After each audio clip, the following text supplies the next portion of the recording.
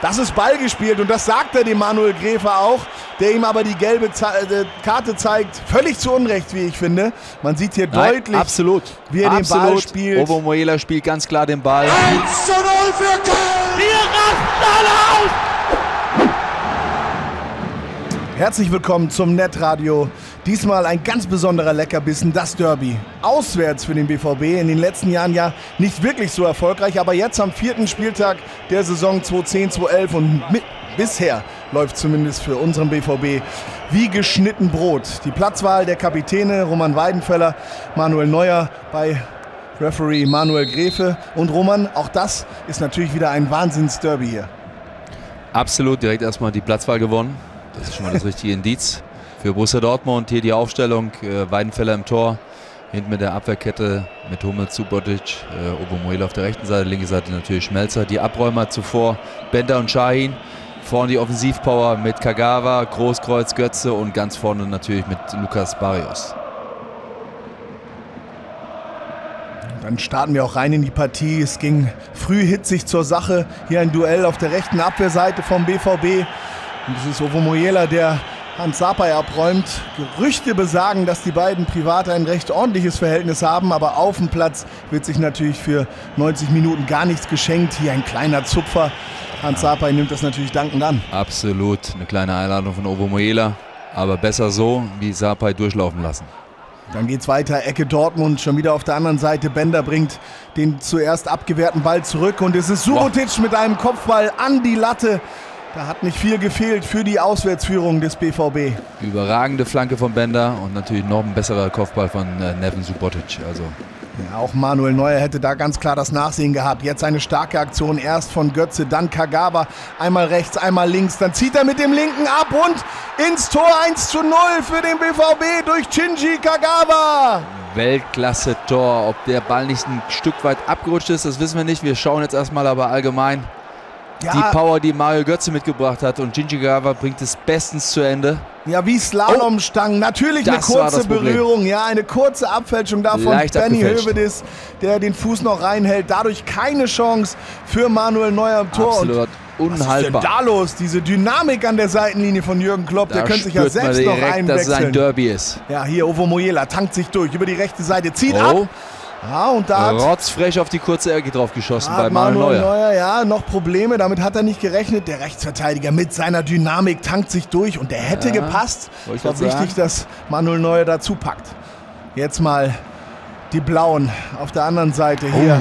Ganz klar Ball gespielt vom Ovomoyela. Das ist Ball gespielt und das sagt er dem Manuel Gräfe auch, der ihm aber die gelbe Karte zeigt. Völlig zu Unrecht, wie ich finde. Man sieht hier deutlich, wie er den Ball spielt. Ovomoyela spielt ganz klar den Ball.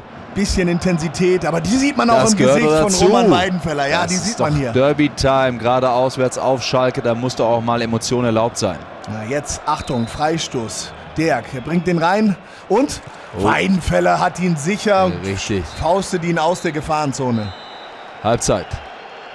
Ja, Felix Magath kann natürlich nicht zufrieden sein mit dem bisherigen Verlauf und er hat seinen Blauen für die zweite Halbzeit ein bisschen mehr mitgegeben und sie kommen auch gleich mit Druck und mit dieser Chance aus der Kabine, aber Roman Weidenfeller sicher gegen den Weltstar Raul. Überragend geklärt von Ovomoyela. Ganz wichtig, Weidenfeller konnte da nicht rauskommen.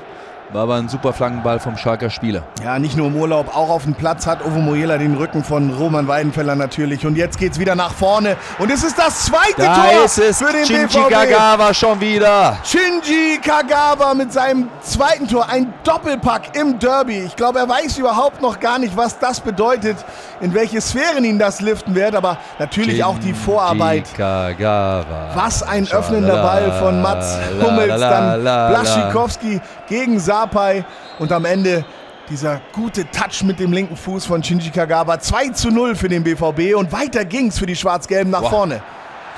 Barrios tankt sich ja durch. Freistoß. Ja, und ganz klar. Ganz klar, ja. Karte. Aber das muss er wissen, da darf er so natürlich nicht hingehen. Ein ganz klares Foul.